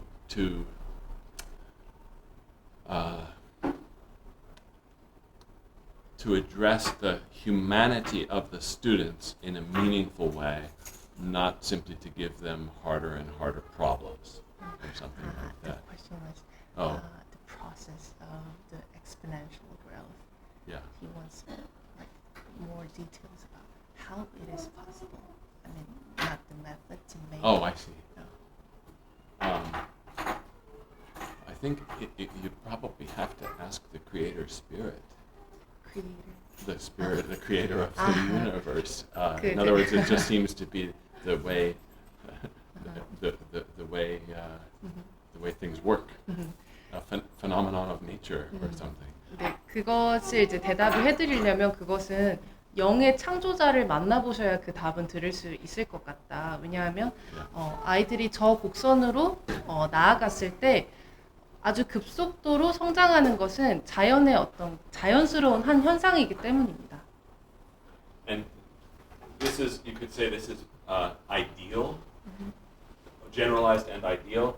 And of course in the real world, like this is me learning to play the piano. You know, at first it's very, very hard, and then it accelerates rapidly. So maybe that's an example of the acceleration. But of course, I can't become infinitely good at playing the piano, and so at a certain point, the real world comes, gets its last laugh. 여기 크게 그린 그림은 조금 이상적인 것, 그리고 일반적인 그래프를 그린 것이고요. 스티브 선생님이 방금 작게 그리신 그림은 우리 현실, 실제 상황에 좀 더 잘 맞는 그래프입니다. 만약에 선생님이 피아노를 배우실 때 처음엔 굉장히 많은 노력을 하고 좀 힘든 시기를 보내다가 아주 급속도로 성장한 다음에 영적으로 성장한다는 것이 제한이 없다고 말씀은 드렸지만 이 현실 세계에서는 그래도 조금 꺾이는 부분이 있겠죠. 그래서 저것이 실제 현실에 조금 더 맞는 그래프라고 합니다. I am infinitely good at the piano. 네, 제가 저는 궁금했던 거는 이렇게 급격히 간다고 이제 말씀을 해주셔가지고 알겠어요. 이제 어떤 준비 과정 그 10세 이전에 어떠한 전인지교적인 교육을 받으면서 아이가 내적으로 그런 그릇이 커지고 그 이후로 이제 갑자기 저 영적인 성장 그래프가 빠르게 다른 리니어한 그래프보다 그걸 앞서서 올라가는 그게 발도르프의 어떤 그 교육의 어떤 이유인지 그게 궁금해요. 처음에 질문했던 이내용. 네, 근데 이제 제가 아까 말씀드린 그 답이었던 것 같아요. 그것을 이제 알려면 그것은 영의 창조자를 만나야 한다.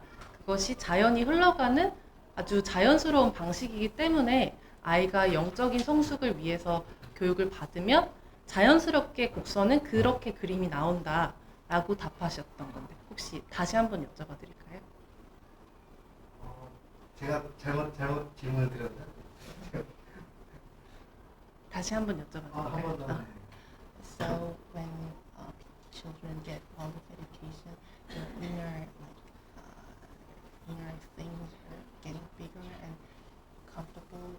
So he gets the point of going to spiritual growth. But what things in word of education makes that possible?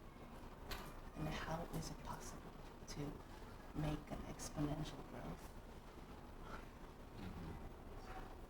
So one way to look at it, tell him, thank you for the very difficult question. But I think one way to look at it is that if we take the obstacles away from the child, the student will find its and the curve will be slightly different for each kid, but the child will naturally grow in this way, and it's our job to either not to force the student to grow too fast, like you can make somebody practice the piano to learn faster, but then they hate it and stop, but also not to prevent them from learning. So it's really, I would say it's maybe every moment of every class, it's trying to find the right balance that will allow this to occur. Maybe that's helpful. 일단 사람은 자연스럽게 성장하는 곡선을 원래 지니고 있고 발도르프 교육은 그것으로부터 이제 이 곡선을 잘 그릴 수 있도록 아이로부터 방해물을 제거하는 역할을 잘 하고 있기 때문이라고 말씀하셨습니다. 그래서 우리는 아이들이 어떤 것을 배울 때 막 배우라고 강요하는 것이 아니라 예를 들어 피아노를 배운다고 하면 만약에 아주 강하게 배우라고 그러니까 이게 굉장히 빠른 속도로 성장하기 때문에 강하게 배우라고 하는 것으로 느낄 수도 있는데 만약에 그렇다고 한다면 아이는 처음엔 좋아하는 것처럼 보일지 몰라도 나중엔 결국 싫어하게 될 것이라고 합니다. 그래서 그렇게 강요하는 것이 아니고 발도르프 교육은 모든 순간에 또 모든 수업 시간에 아이들의 어떤 성장, 발달에 맞춰서 그 방해물을 적절히 제거하고 본인의 성장을 잘 발휘할 수 있는 환경을 만들기 때문에 자연스럽게 곡선이 나오는 것이다 라고 말씀하셨습니다. One thing to add. 그리고 이 어려운 질문을 해주셔서 감사하다고 처음으로 말씀하셨습니다. And the one thing that I'll add is that, at least in the United States, usually there's a new teacher each year, and in Waldorf schools, the teacher stays with the student for several years. I don't want to talk about this ideal of 8 years because it doesn't happen very often, but for several years, and a teacher who knows the student well through several years of growth, I think can help this happen more easily than a new teacher all the time. 또 한 가지 덧붙이자면 미국의 경우는 공교육에서 매년 새로운 선생님이 아이들을 이제 받아서 가는 경우가 있죠. 우리 학교도 우리 나라도 똑같은데요. 그런데 발도르프 학교에서는 선생님들이 한 반을 데리고 굉장히 오랜 몇 년 동안 그 반을 같이 끌고 갑니다. 선생님은 8년이라고 말하기는 좀 껄끄러우시다고 하는데 왜냐하면 8년은 좀 현실적으로는 잘 일어나지 않기 때문에 8년이란 단어는 쓰지 않으셨습니다. 만약에 그렇게 선생님이 한 반을 끌고 올라간다면 선생님은 아이들을 굉장히 잘 알게 되고 아이들을 잘 아는 사람은 이 곡선을 잘 그릴 수 있도록 더 잘 도울 수 있기 때문에 가능한 것 같다고 말씀하셨습니다. And one more thing.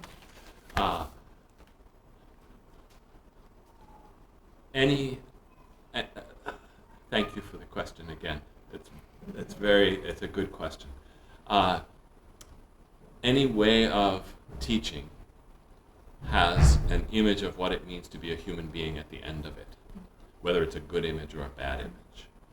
And so if the goal is simply to memorize a fat textbook, then I can work and try to make that happen in the most efficient way. But if the goal is to help each human being become as fully human as possible before they leave me or leave my classroom, then the way I behave with the students, think about them, plan my classes, teach my classes, interact with the parents in partnership and so on, all of those things assume a different direction. And we still may be learning the same material that's in the textbook.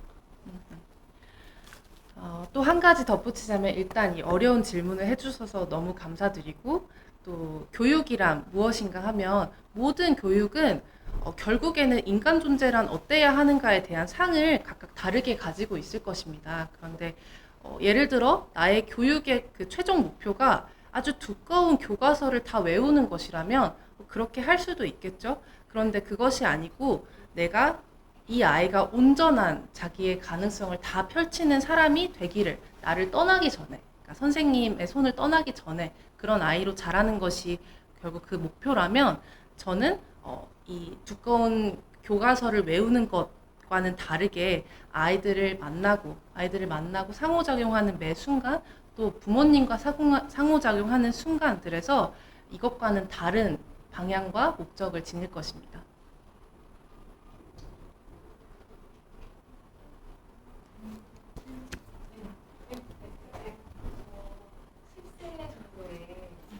일리아드나 신라공 같은 역사를 기반으로 한 문학 작품을 얘기한다고 하셨는데 7세요. 17세. 17세. 17세. 근데 그게 이상적이기 때문에 그렇다고 말씀하셨는데 그 이상적이다라는 의미가 구체적으로 한 가지만 말씀드리면 아까 그 작품들은 그 첫 번째 교점에서 다릅니다. 네. 직선과 10세 정도에 다룬다고 했었어요. 네, 10세라고 말씀. 10세라고 하신 거예요. 조금 10세가 어려운 생각이 드는데 그 이상적인 것을 기반으로 해서 그렇다라고 하셨는데 그 포괄적인 의미를 구체적으로 알고 싶고 문학이 필요한 그 나이에 왜 필요한지. So you use the word this intersect children Mhm. learn Yeah. Iliad or Yeah. something like that. You use the word idealism, and she wants more explain about this. And the second question, and why is that? Why do children need that in that age? Thank her for her question too. 네, 질문 주셔서 감사합니다. Yeah, this is for me. This is one of the most important questions in education. 이것이 저에게는 교육에 있어서 가장 중요한 질문 중 하나입니다. Because this is the period when students move from being children to being young adults. 이것이 아이들인 상태에서 좀 어른 정도가 되는 그 과정에서 있는 일이기 때문입니다.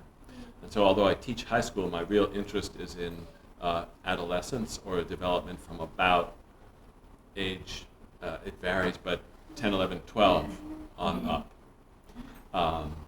And at this time, and this is partly based on reading Rudolf Steiner and partly based on just being a teacher for 35 years.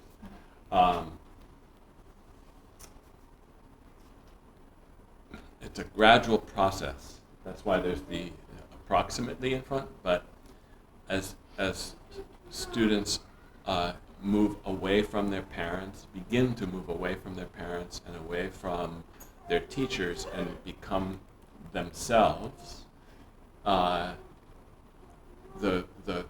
quality of idealism, the best way I can say it in the context of tonight's talk is it's the bridge between beauty and truth. And so it's so important in my view, it's so important to make that bridge or to have that bridge available. And at least in the United States, you okay? At least in the United States, too often, it's as if we let idealism go, whether it's public school or Waldorf school, and then try to recapture it in high school. And in some cases, it's kind of too late. And it's much better to keep it alive from age 10 right along. And it's not that we teach idealism. It's that we present examples from the world of genuine idealism, without even talking about the idealism, just the literature, the history, and so on. Is that good? That's a lot. Okay. 저는 상급 학교에서 선생님을 하고 있지만 제가 가장 관심 있는 건 이제 막 청소년이 되는 아이들, 즉 10세에서 12세 정도 되는 아이들에게 관심이 굉장히 많습니다. 그리고 제가 지금 드리는 얘기는 일부는 슈타이너에게서 빌려온 얘기, 또 일부는 35년간의 제 교사 생활의 경험으로부터 나온 것인데요. 아이들은 굉장히 점진적으로 성장합니다. 그리고 저 교점을 그래서 제가 대략 물결 표시를 해둔 것인데요. 아이들이 자라면서 점점 선생님과 부모님에게서로부터 떨어져 나오고 점점 자기 자신이 되어가는 그 때에 이 이상주의란 무엇이냐. 그 이상주의는 결국 초급 과정의 그 과제였던 아름다움과 상급 과정의 과제였던 진리를 잇는 다리라고 생각합니다. 그리고 이것은 이 다리를 만들고 이것을 아이들에게 주는 일은 저에게 아주 너무너무 중요하다고 생각합니다. 아주 종종 미국은 이 이상주의를 아이들에게서부터 떨어져 나가게 한 다음에 다시 상급 학교에 갔을 때, 고등학교에 다시 이상주의를 들여오게 하는 이 일이 너무 잦은데요. 그런데 미국에서는 이 이상주의를 다시 아이들에게 넣는 이 과정이 조금 뒤늦게 일어납니다. 그런데 저는 그렇지 않고 아이들이 10세쯤부터 자라면서 계속 이 이상주의를 마음의 안에 가져가고 좀 살아있게 하고 싶습니다. 그래서 이상주의 그 자체를 아이들에게 가르치는 것이 아니고 또 이상주의라는 말을 사용하는 것도 아니지만 이 이상주의를 다룬 어떤 문학이나 역사 작품들을 다루면서 정말 진정한 이상이란 무엇인가를 아이들에게 제시하는 것입니다.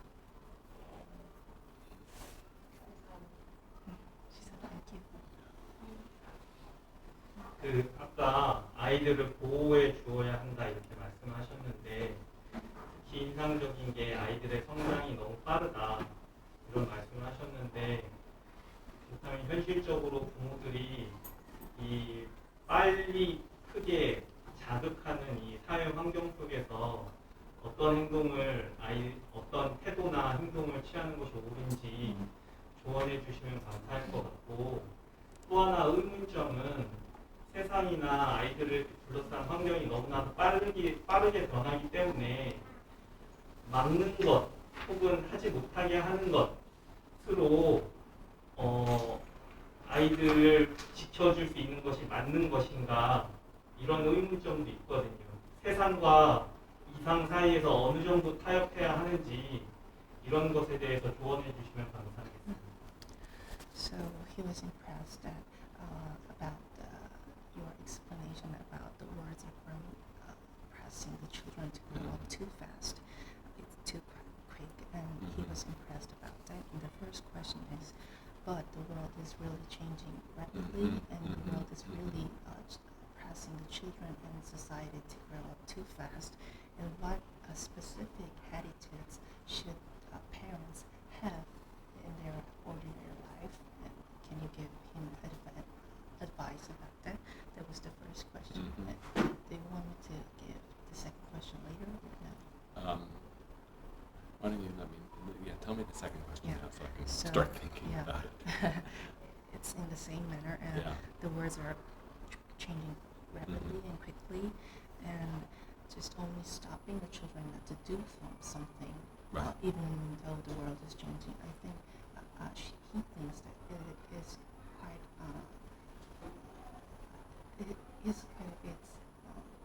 has a lot of thinking about this, but he has not a clear opinion about Okay. it.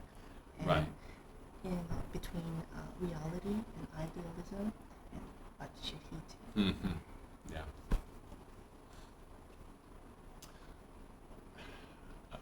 So I'm going to give an answer that's kind of an example rather than a broad answer, and it's really clear that I would not give a 4-year-old child the keys to my car, and it's really clear that I probably wouldn't give a 4-year-old child an axe. Although some 4-year-olds can maybe start to actually use an axe, right? Or maybe a chainsaw, right? I wouldn't give a 4-year-old a chainsaw. And so in the physical world, we're quite aware of protection. But I would say an iPad is just as dangerous for the insides of a child as a chainsaw is for the outside of a child, because it provides, first of all, access to a world of which the child can know nothing and have no control, and second of all, it gives the illusion of control with swiping, and even with all the parental controls and so on, it is. It presents a kind of unreality that I think probably children shouldn't engage with until they're somewhat older, or should only engage with it in a very, very limited way. And I'm definitely not against technology, as you know. So I think that each family and each school has to have a sort of a plan for the measured introduction of technology with conscious and ethical use, and understanding how the technology is made. And you could just say, what I said in the academy, which is that if we think that all technology comes with the good, the bad, and the stupid, we have to decide when we can use it for the good, how not to use it for the bad, and how to avoid the stupid. Thank you. 조금 And then there's that second part, I think, still. Yeah. Okay. 조금 구체적인 예시로 이거에 대한 답변을 드리고 싶습니다. 우리가 4살 먹은 아이에게 내 차키를 안 주는 것도 굉장히 명확하죠. 또 4살 아이에게 도끼를 쥐어주지도 않을 것입니다. 가끔 어떤 4살은 도끼를 가지고 뭘 만들 수 있겠지만요. 또 전기톱을 안 쥐어주는 것도 똑같습니다. 우리가 물질 세계에서 보호란 무엇인지 정말 잘 알고 있지만 우리는 내면에 대한 보호는 잘 모르고 있는 것 같습니다. 그렇지만 우리가 아이들에게 아이패드를 주고 아이들에게 내면에 미치는 영향을 살펴보면 그것은 바깥으로 도끼나 전기톱을 주는 영향이나 내면에서 아이패드를 받아들이는 영향은 사실 똑같을 것이라고 생각합니다. 그 이유는 첫 번째로 아이들이 뭔가를 컨트롤할 수 없는 세상에 접근하게 되기 때문입니다. 그리고 두 번째는 이 스와이프 하는 것에 대한 환상이 너무 강해지기 때문입니다.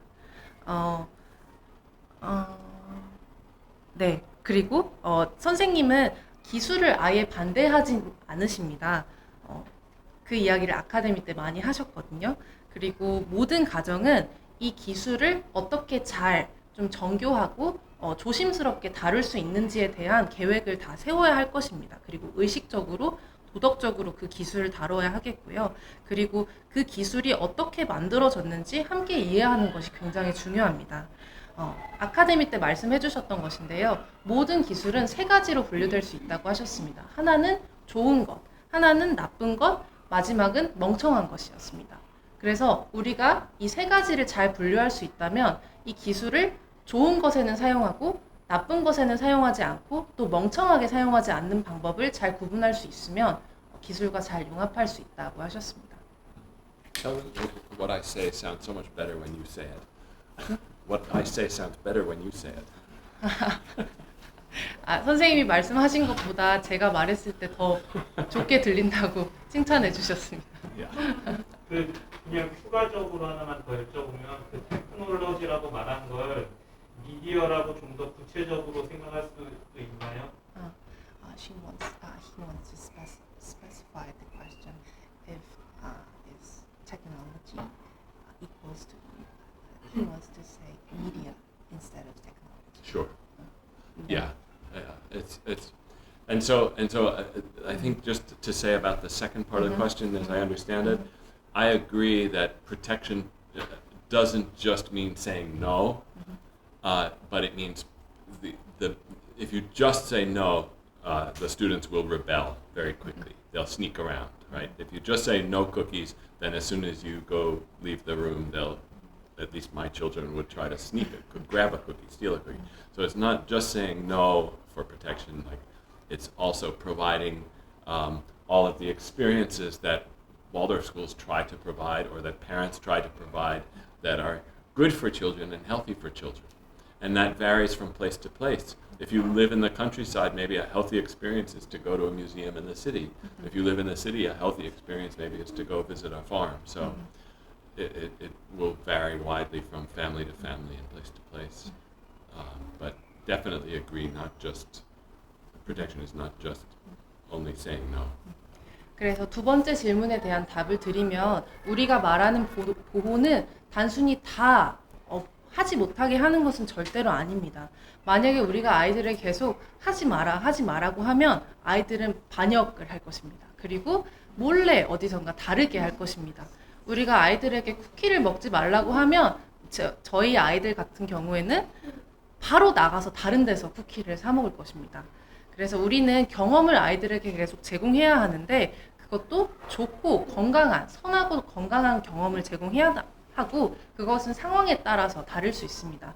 만약에 우리 아이가 시골에 사는 아이라면 조금 도시에 나가서 박물관에 가는 것이 훨씬 좋은 경험일 수 있습니다. 그리고 내 아이가 도시에 사는 아이라면 시골에 있는 농장에 방문하는 것도 좋은 경험일 수 있습니다. 이렇게 상황마다 그 경험이 다를 수 있겠습니다. There's more to say, but yeah. 짧은 거.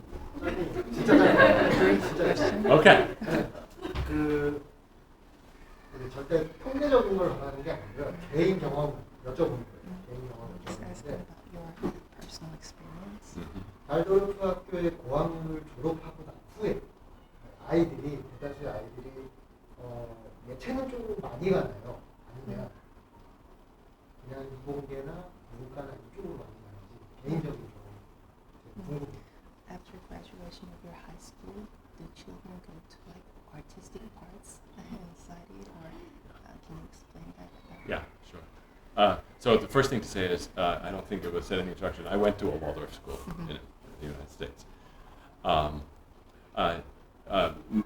From my high school, we have medical doctors, or medical doctor, commercial pilot, airline pilot, clinical researcher for a company Bausch & Lomb. They make like contact lenses and things like that.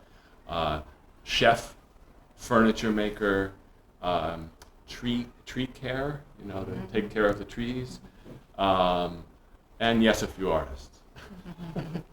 네, 일단 첫 번째로 대답해드리면 선생님도 발도르프 학교를 졸업하셨습니다. 그리고 두 번째는 학교를 졸업하면 아이들이 가는 진로들을 여러 가지 제시해 주셨는데 실제로 아이들은 의사가 되고 또 파일럿이 되는 아이들도 있고요. 또 바슈롬 렌즈 회사에서 일하는 연구직을 하는 친구도 있고요. 또 어떤 친구는 셰프, 농장 등 이렇게 일을 하고 당연히 예술 분야로 가는 친구들도 있습니다. 지금 말씀하신 것들이 한국에서가요? 한국 외로 뭐 유럽이나 다른 곳으로 선생님 학교의 졸업생이십니다. 그러면 학교라고 한국을 미국이요. 네. 미국을 미국에서 오셔서. 네.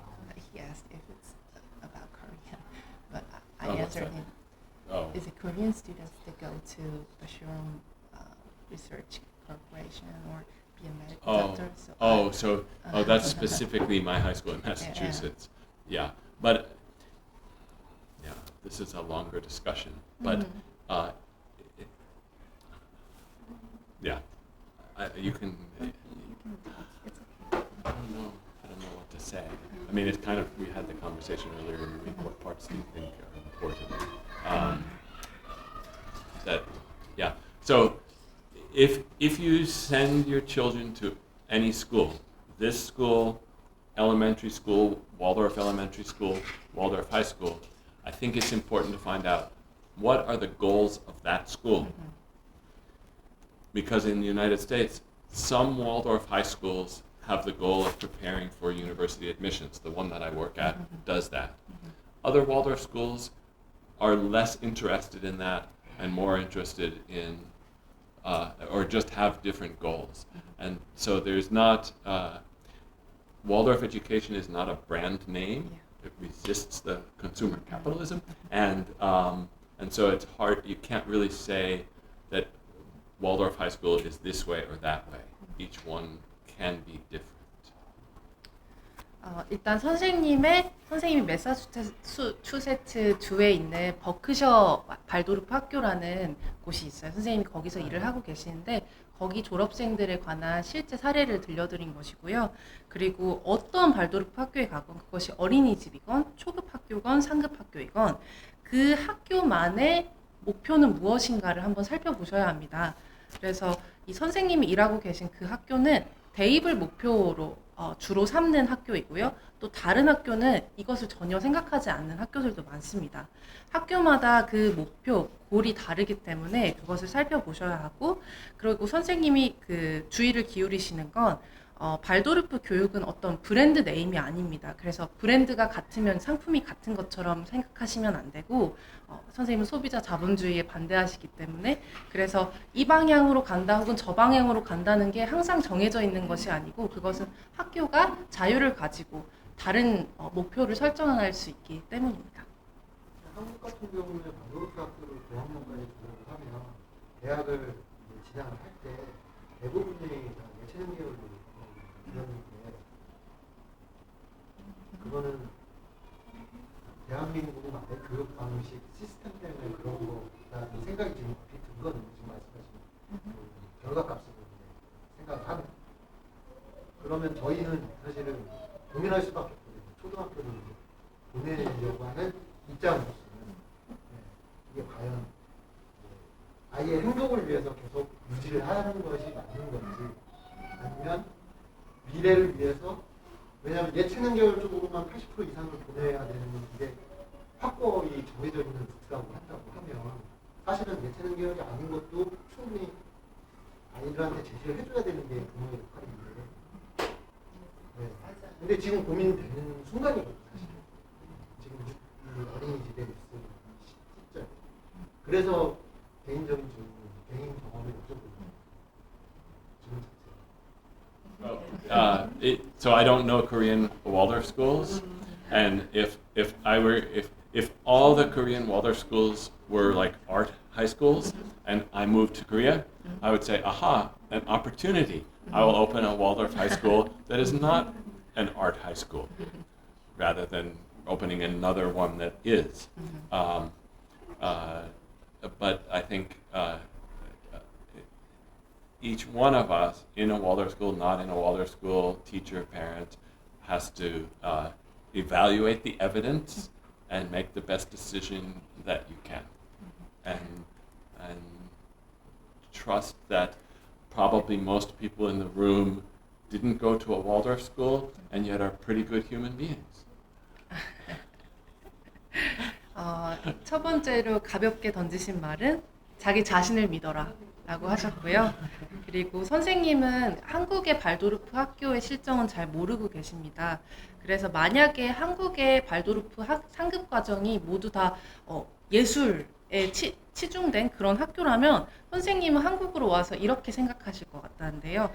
이건 기회다. 내가 예술이 아닌, 예술에 치중하지 않는 다른 상급 학교를 이건 너무 좋은 기회다라고 생각하실 것 같다고 합니다.